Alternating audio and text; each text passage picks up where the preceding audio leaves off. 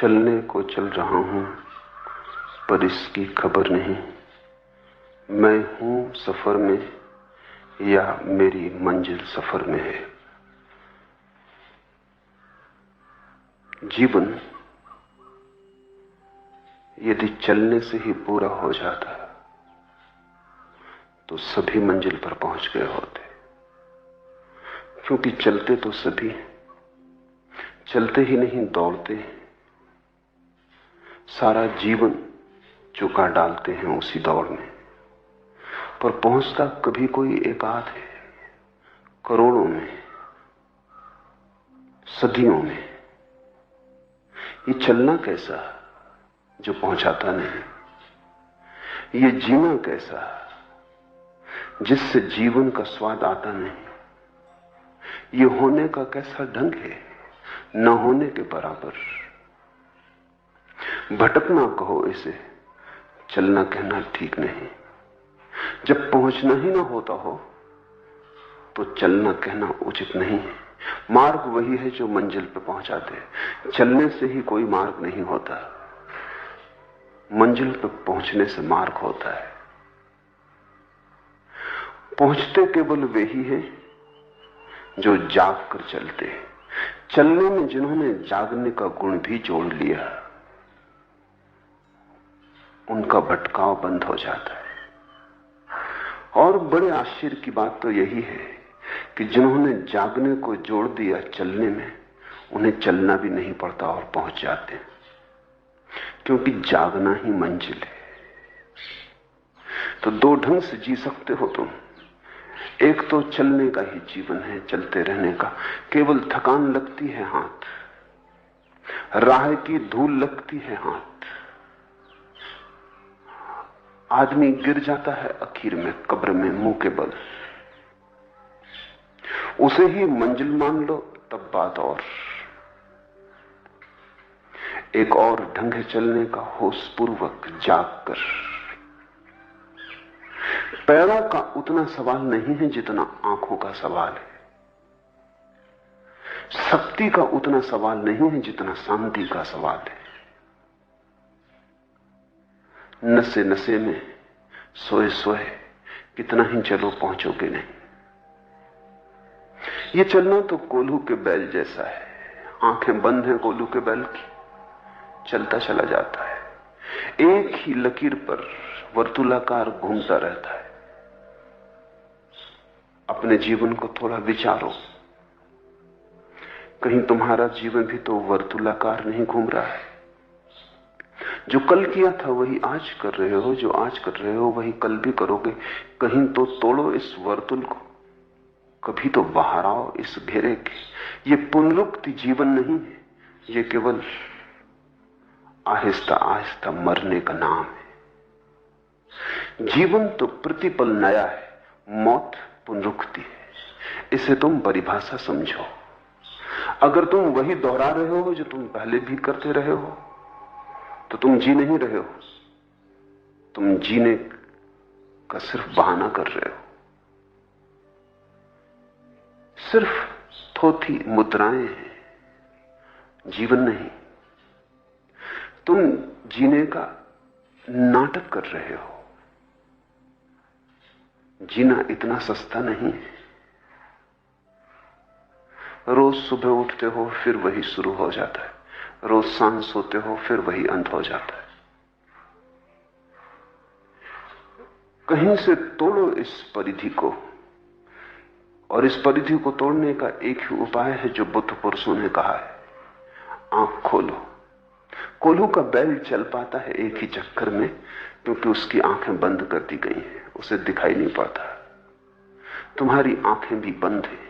चलने को चल रहा हूं पर इसकी खबर नहीं। मैं हूं सफर में या मेरी मंजिल सफर में, इतना भी पता नहीं है कि जिंदगी ही मंजिल है या ये जिंदगी कहीं पहुंचाती है। ये बस होना काफी है या इस होने से और एक बड़े होने का द्वार खुलने को है?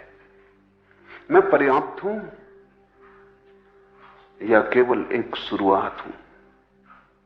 मैं अंत हूं या प्रारंभ हूं, मैं बीज हूं या वृक्ष हूं। तुम जो हो, अगर वो पर्याप्त होता तो तुम आनंदित होते, क्योंकि जहां भी पर्याप्त हो जाता है वहीं संतोष परितृप्ति आ जाती। जहां पर्याप्त हुए वहीं परितोष आ जाता है। तुम पर्याप्त तो नहीं हो, ये तुम्हारी बेचैनी कह देती है, तुम्हारे आंख की उदासी कहे जाती है, तुम्हारे प्राणों का दुख भरा स्वर गुनगुनाया जाता है। तुम पर्याप्त नहीं हो, कुछ खो रहा है, कुछ चूका जा रहा है, कुछ होना चाहिए जो नहीं है, उसकी रिक्त जगह तुम अनुभव करते हो। वही तो जीवन का संताप है। तो फिर ऐसे ही अगर रहे और इसी को दोहराते रहे, तब तो वो रिक्त जगह कभी भी ना भरेगी, तुम्हारा घर खाली रह जाएगा। जिसकी तुम प्रतीक्षा करते हो वो कभी आएगा नहीं। जाग कर देखना जरूरी है। असली सवाल कहां जा रहे हो ये नहीं, असली सवाल किस मार्ग से जा रहे हो ये भी नहीं। असली सवाल यही है कि जो जा रहा है वो कौन है। जिसने अपने को पहचाना उसके कदम ठीक पड़ने लगे। अपनी पहचान से ही ठीक कदमों का जन्म होता है। जिसने अपने को न पहचाना वो कितने ही शास्त्र और कितने ही नक्शे और कितने ही सिद्धांत लेके चलता रहे, उसके पैर गलत ही पड़ते रहेंगे। वो तो एक ऐसा शराबी है जो नक्शा लेके चल रहा है। शराबी के खुद के पैर ही ठीक नहीं पड़ रहे हैं। शराबी के हाथ नक्शे का क्या उपयोग है? तुम्हारे हाथ में शास्त्रों का कोई उपयोग नहीं। तुम्हारे साथ शास्त्र भी कपेगा, डगमगाएगा। शास्त्र तुम्हें न ठहरा पाएगा, तुम्हारे कारण शास्त्र भी डगमगाएगा। तुम ठहर जाओ, शास्त्र की जरूरत ही नहीं। तुम्हारे ठहरने से ही शास्त्र का जन्म होता है, दृष्टि उपलब्ध होती है, दर्शन होता है। बुद्ध के ये सारे वचन सब तरफ से एक ही दिशा की तरफ इंगित करते हैं कि जागो, प्रमाद में मत डूबे रहो। अब प्रमाद तुम्हारे जीवन का आधार बने, आधारशिला बने। पूछते हैं बुद्ध, कौन इस पृथ्वी और देवताओं सहित इस यमलोक को जीतेगा? कौन कुशल पुरुष फूल की भांति सुदर्शित धर्मपथ को चुनेगा? कौन? तुम तो कैसे चुनोगे जैसे तुम हो? चुनना तो तुम भी चाहते हो। कांटों से कौन बचना नहीं चाहता? फूलों को कौन आलिंगन नहीं कर लेना चाहता? सुख की आकांक्षा किसकी नहीं है? दुख से दूर हटने का भाव किसके मन में नहीं उठता? लेकिन बुद्ध पूछते हैं, कौन जीतेगा? कौन उपलब्ध होगा फूलों से भरे धर्म पथ को? तुम जैसे हो वैसे ना हो सकोगे। तुम सोए हो, तुम्हें खबर ही नहीं तुम कौन हो। फूल और कांटे का भेद तो तुम कैसे करोगे? सार असार को तुम कैसे अलग करोगे? सार्थक व्यर्थ को तुम कैसे छांटोगे? तुम सोए हो। तुम्हारे स्वप्नों में अगर तुमने फूल और कांटे अलग भी कर लिए तो जाग के तुम पाओगे दोनों खो गए। स्वप्ने के फूल और सपने के कांटों में कोई फर्क नहीं। इसलिए असली सवाल तुम्हारे जागने का है, उसके बाद ही निर्णय हो सकेगा। नींद में तुम मंदिर जाओ कि मस्जिद, सब बेकार। कुरान पढ़ो कि वेद, सब व्यर्थ। नींद में तुम बुद्ध पुरुषों को सुनते रहो, कुछ हल न होगा। तुम्हें जागना पड़ेगा, क्योंकि जाग कर ही तुम सुनोगे, तभी तुम समझ सकोगे। सुन लेना समझने के लिए काफी नहीं है। नींद अगर भीतर घिरी हो तो तुम्हारे कान सुनते भी रहेंगे और तुम ये मानते भी रहोगे कि मैं सुन रहा हूं, फिर भी तुमने कुछ सुना नहीं। तुम बहरे के बहरे रह गए, अंधे के अंधे रहे। तुम्हारे जीवन में कोई क्रांति उससे पैदा ना हो सकेगी। कौन इस पृथ्वी और देवताओं सहित इस यमलोक को जीतेगा? कौन कुशल पुरुष फूल की भांति सुदर्शित धर्मपथ को चुनेगा? शिष्य शैक्ष इस पृथ्वी और देवताओं सहित इस यमलोक को जीतेगा। कुशल शैक्ष, कुशल शिष्य फूल की भांति सुदर्शित धर्मपथ को चुनेगा। शिष्य को समझना होगा। बुद्ध का जोर शिष्य पर उतना ही है जितना नानक का था, इसलिए नानक का पूरा धर्म ही सिख धर्म कहलाया, शिष्य का धर्म। सिख यानी शिष्य। सारा धर्म ही सीखने की कला है। तुम सोचते भी हो बहुत बार कि तुम सीखने को तैयार हो, लेकिन मुश्किल से कभी मुझे कोई व्यक्ति मिलता है जो सीखने को तैयार है, क्योंकि सीखने की शर्तें ही पूरी नहीं हो पाती। सीखने की पहली शर्त तो यह समझना है कि तुम जानते नहीं हो। अगर तुम्हें जरा सी भी भ्रांति है कि तुम जानते ही हो, तो तुम सीखोगे कैसे? सीखने के लिए जानना जरूरी है कि मैं अज्ञानी हूं। ज्ञान को निमंत्रण देने के लिए यह बुनियादी शर्त है। इसके पहले कि तुम पुकारो ज्ञान को, इसके पहले कि तुम अपना द्वार खोलो उसके लिए, तुम्हें बड़ी गहन विनम्रता में यह स्वीकार कर लेना होगा कि मैं नहीं जानता हूं। इसलिए पंडित शिष्य नहीं हो पाते, और दुनिया जितनी ही जानकार होती जाती है उतना ही शिष्यत्व खोता चला जाता है। पंडित जान ही नहीं सकता।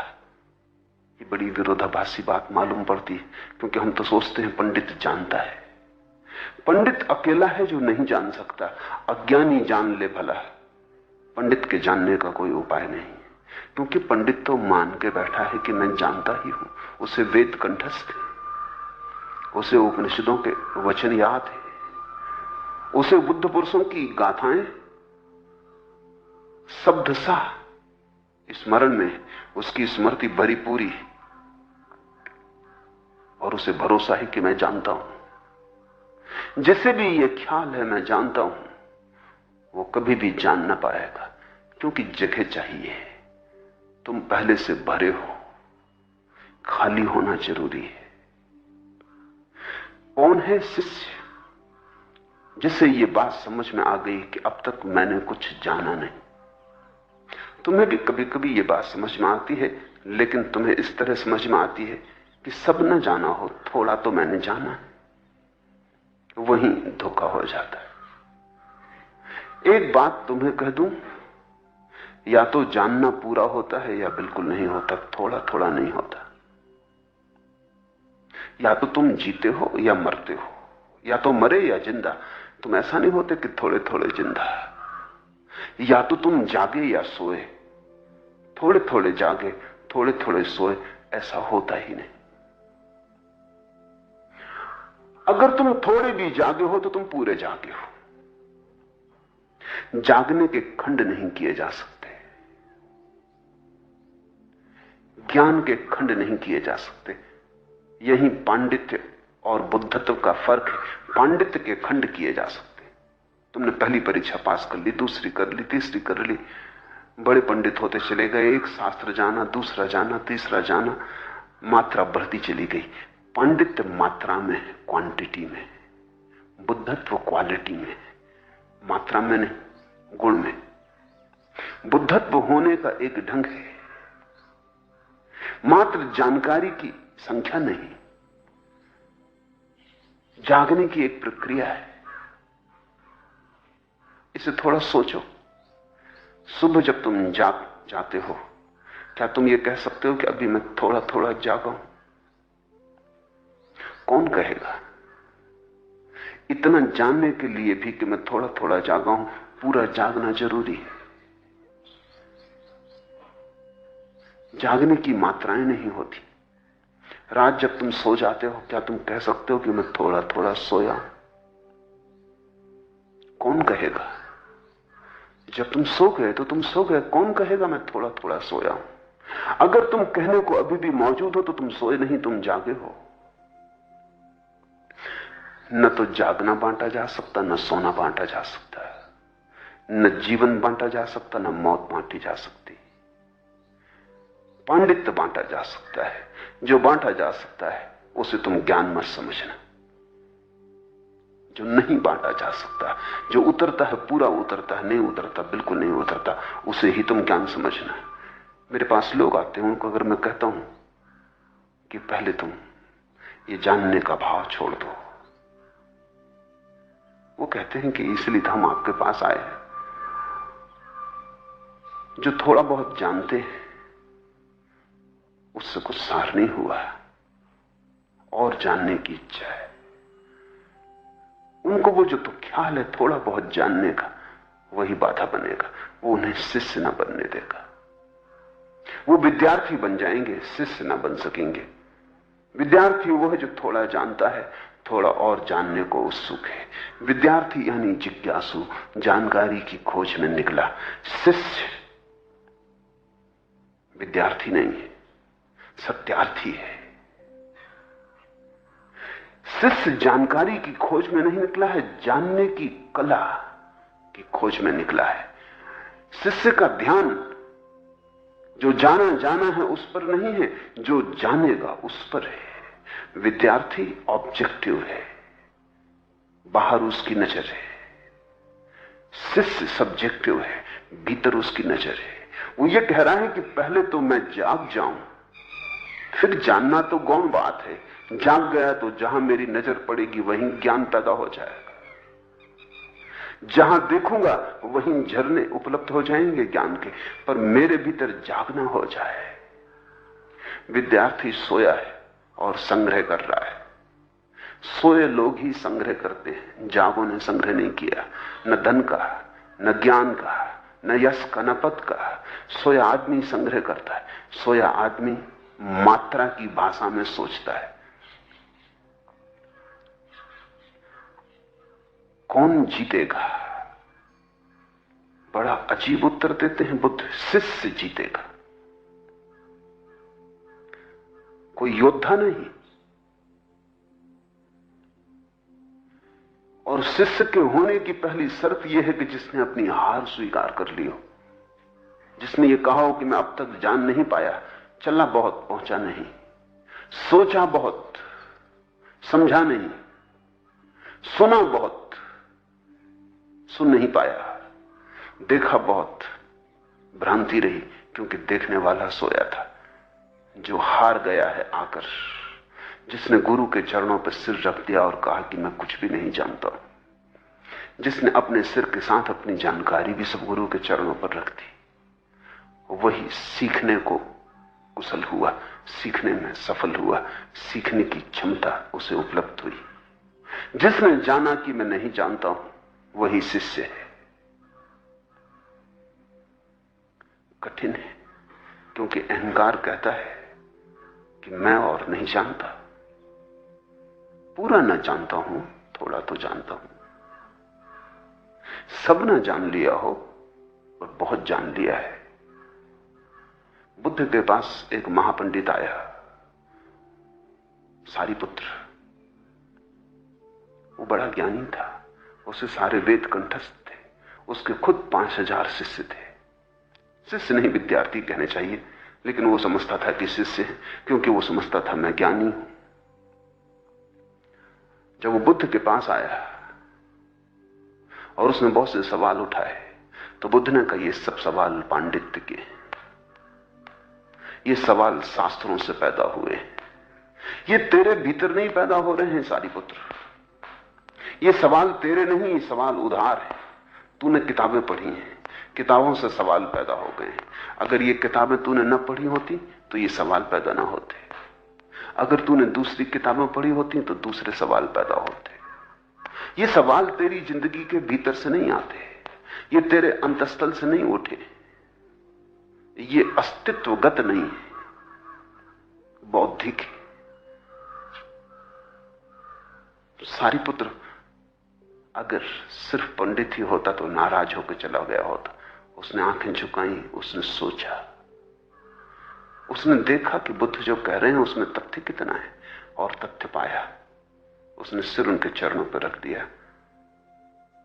उसने कहा कि मैं अपने सवाल वापस ले लेता हूं। ठीक कहते हैं आप, ये सवाल मेरे नहीं, अब तक मैंने अपना मानता रहा, और जब सवाल ही अपना ना हो तो जवाब अपना कैसे मिलेगा? जब सवाल ही अभी अपने अंतरतम से नहीं उठा है तो जवाब अंतरतम तक कैसे जाएगा? एक तो जिज्ञासा है जो बुद्धि की खुजलाहट जैसी है, कुतूहल जैसी है।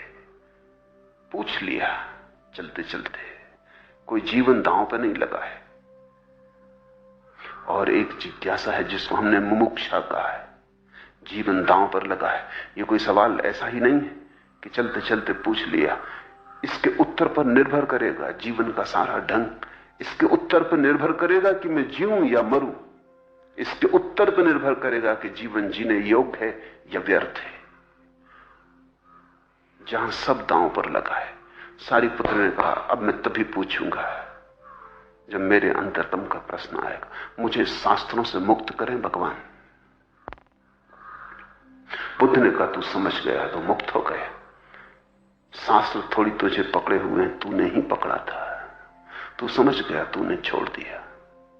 सारिपुत्र को बुद्ध ने शिष्य की तरह स्वीकार कर लिया। कहते हैं सारिपुत्र ने फिर कभी सवाल न पूछे वर्षों तक। और बुद्ध ने एक दिन सारिपुत्र को पूछा कि तू पूछता नहीं? तू जब आया था बड़े सवाल लेकर आया था। वो सवाल तो तुझसे छीन लिए गए थे। तूने कहा था अब जब मेरा सवाल उठेगा तब पूछूंगा। तूने पूछा नहीं। सारिपुत्र ने कहा, अचंभा है, पराये सवाल थे, बहुत थे, उत्तर भी बहुत मिल गए थे, फिर भी उत्तर मिलता नहीं था क्योंकि अपना सवाल न था। प्राणों की कोई भूख न थी, कोई प्यास न थी। जिससे बिन प्यासे आदमी को पानी पिलाया जाओ, उल्टी हो सकती, तृप्ति थोड़ी होगी। फिर उनको छोड़ दिया तो बड़ी हैरानी हुई। प्रश्न उठा ही नहीं और उत्तर मिल गया। जिसने अपने भीतर उतरने की थोड़ी सी भी शुरुआत की, उसके प्रश्न खोते चले जाते। अंतरतम में खड़े होकर जहां से प्रश्न उठना चाहिए वहीं से जवाब उठाता है। हर अस्तित्वगत प्रश्न अपना उत्तर अपने भीतर लिए है। प्रश्न तो बीज है, उसी बीज से फूटता है अंकुर, उत्तर प्रकट हो जाते। तुम्हें तुम्हारे जीवन की समस्या मालूम पड़ती है समस्या की तरह, क्योंकि वो समस्या भी तुमने उधार ही बना ली। किसी और ने तुमसे कह दिया है और किसी और की मान के तुम चल भी पड़े हो। किसी और ने तुम्हें समझा दिया कि तुम बहुत प्यासे हो, पानी को खोजो। मेरे पास लोग आते हैं, वो कहते हैं ईश्वर को खोजना है। मैं उनकी तरफ देखता हूं, किस लिए खोजना है? ईश्वर ने तुम्हारा क्या बिगाड़ा है?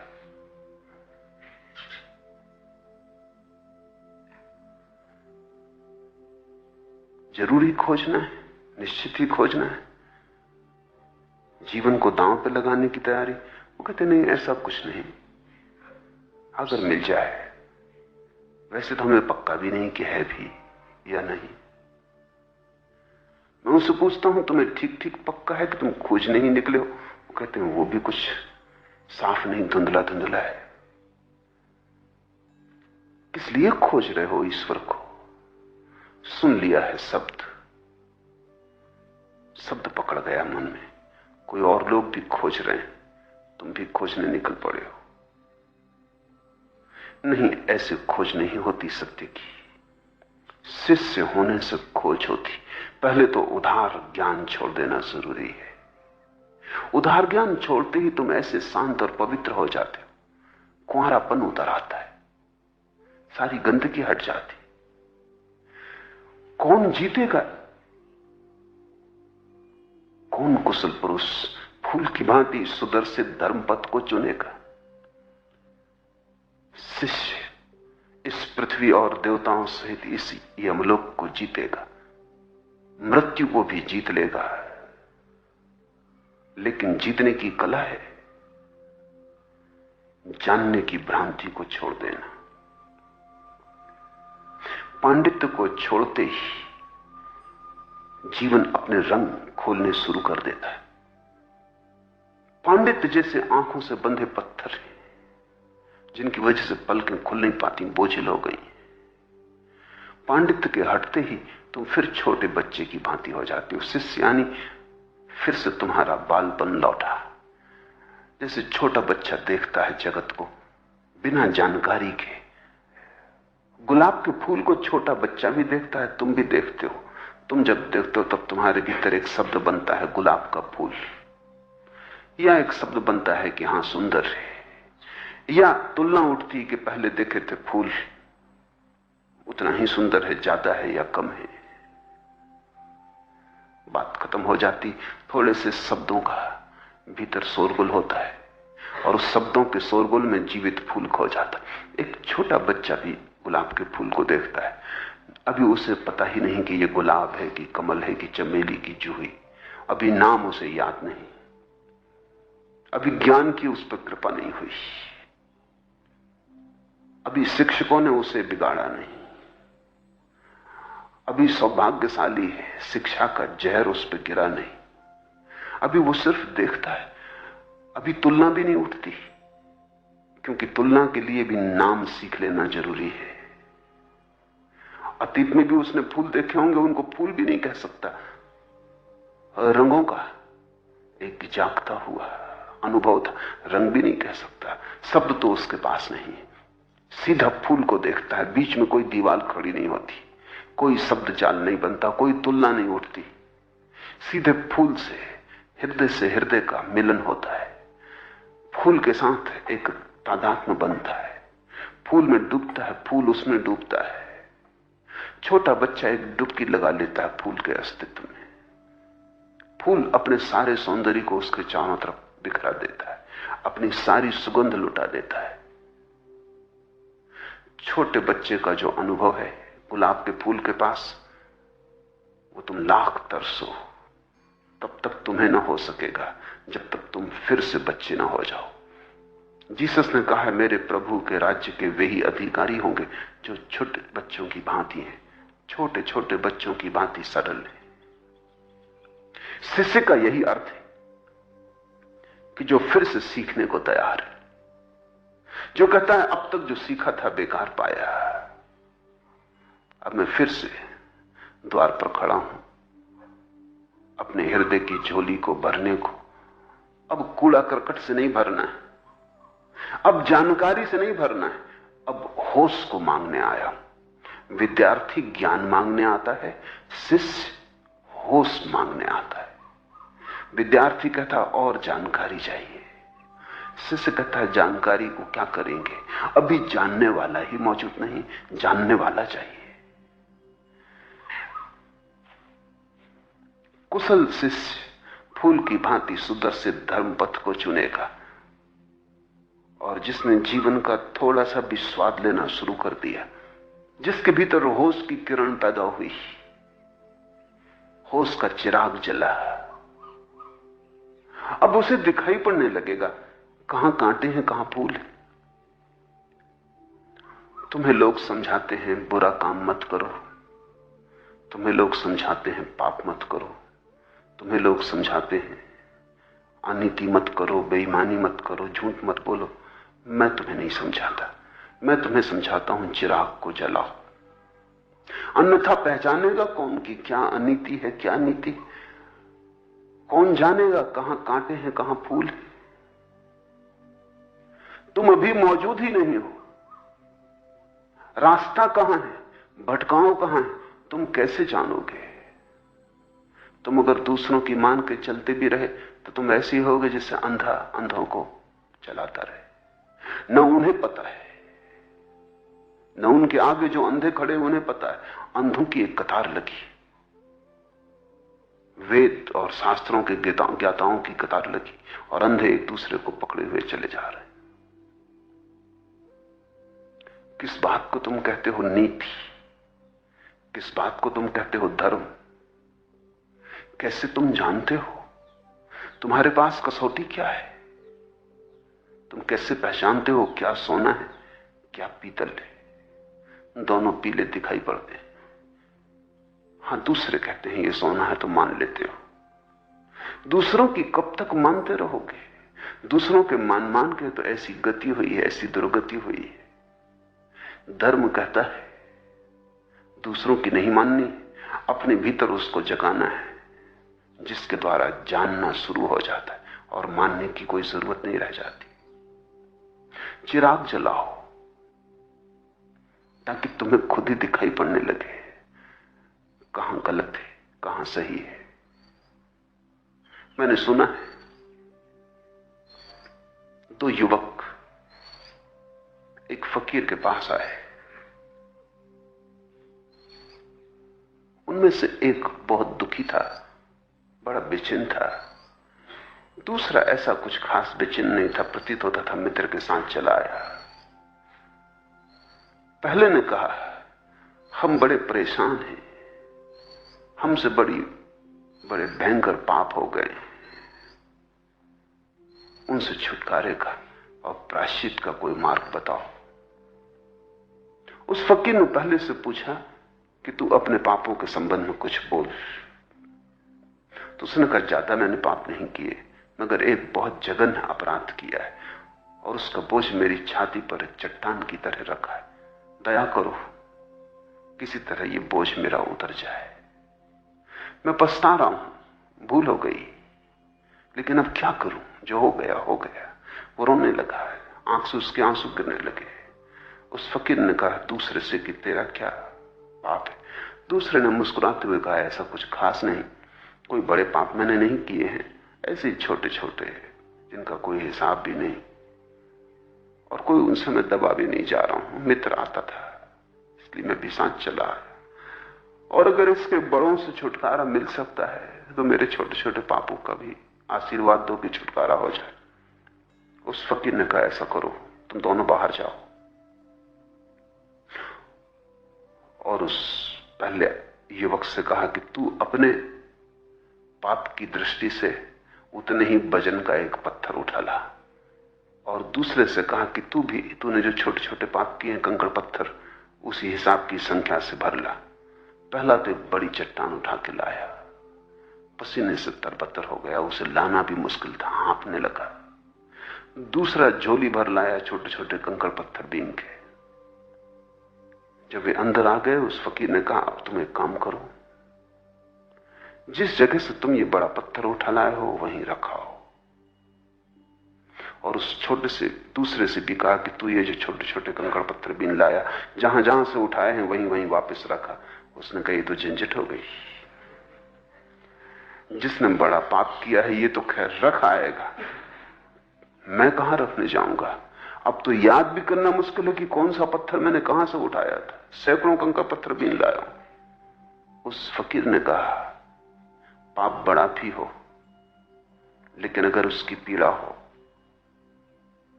तो प्रायश्चित का उपाय है। पाप छोटा भी हो और उसकी पीड़ा ना हो तो प्रायश्चित का उपाय नहीं। और जो तुम्हारे पत्थर के संबंध में तुम्हारी स्थिति है, वही तुम्हारे पापों के संबंध में भी स्थिति है। जिसका दिया जला हुआ है वो ना तो बड़े करता है ना छोटे करता है। जिनके दिए हुए जले हुए नहीं है वो बड़े करने से भला डरते हो, छोटे छोटे तो मजे से करते रहते हैं। छोटे छोटे का तो पता ही कहां चलता है। तुमने किसी आदमी से जरा सा झूठ बोल दिया, कई बार तुम ऐसे झूठ बोलते हो तुम्हें पता ही नहीं चलता कि तुमने झूठ भी बोला। कई बार तो तुम्हें फिर कभी जीवन में याद भी नहीं आता उसका, लेकिन वो सब इकट्ठा होता चला जाता है। छोटे छोटे पत्थर इकट्ठे होकर भी बड़ी चट्टानों से ज्यादा बोझिल हो सकते। असली सवाल छोटे और बड़े का नहीं, और जिन्होंने जाग कर देखा है उनका तो कहना यह है कि पाप छोटे बड़े होते ही नहीं। पाप यानी पाप, छोटा बड़ा कैसे? एक आदमी ने 2 पैसे की चोरी की, क्या छोटा पाप है? और एक आदमी ने 2 लाख की चोरी की, क्या बड़ा पाप है? थोड़ा सोचो। चोरी चोरी है, 2 पैसे की भी उतनी ही चोरी है जितनी 2 लाख की। चोर होना बराबर है, 2 लाख से ज्यादा का नहीं होता, 2 पैसे से कम का नहीं होता। चोर होने की भाव दशा बस काफी है। इससे कोई अंतर नहीं पड़ता। 2 लाख और 2 पैसे का भेद बाजार में है, लेकिन 2 लाख और 2 पैसे की चोरी का भेद धर्म में नहीं हो सकता। चोरी यानी चोरी, लेकिन ये तो उसे दिखाई पड़ेगा जिसका भीतर का दिया जल रहा है।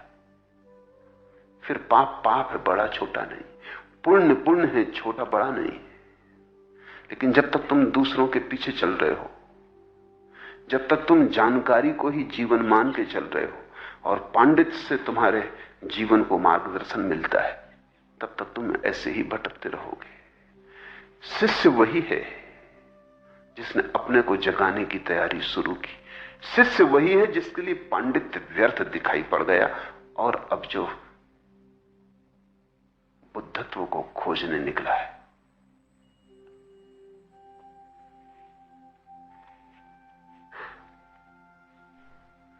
और जैसे ही तुम्हारे जीवन में ये क्रांति घटित होती है, शिष्यत्व की संभावना बढ़ती है, बड़े अंतर पड़ने शुरू हो जाते, तब तुम और ही ढंग से सुनते हो,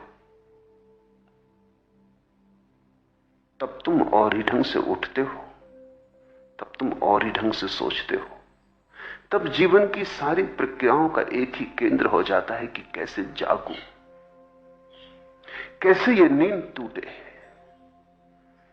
कैसे ये कटघरा पुनरुक्ति का मिटे और मैं बाहर आ जाऊं। तब तुम्हारा सारा उपक्रम एक ही दिशा में समर्पित हो जाता है। शिष्य का जीवन एक समर्पित जीवन है। उसके जीवन में एक ही अभिप्सा है। सब द्वारों से वो एक ही उपलब्धि के लिए चेष्टा करता, द्वार खटखटाता है कि मैं कैसे जाग जाऊं। और जिसके जीवन में ऐसी अभिप्सा पैदा हो जाती है कि मैं कैसे जाग जाऊं, उसे कौन रोक सकेगा जागने से? उसे कोई शक्ति रोक नहीं सकती, वो जाग ही जाएगा। आज चाहे जागने की आकांक्षा बड़ी मध्यम मालूम पड़ती हो, लेकिन बूंद बूंद गिर के जैसे चट्टान टूट जाती है, ऐसी बूंद बूंद आकांक्षा जागने की तंद्रा को तोड़ देती। तंद्रा कितनी ही प्राचीन हो और कितनी ही मजबूत हो, इससे कोई भेद नहीं पड़ता।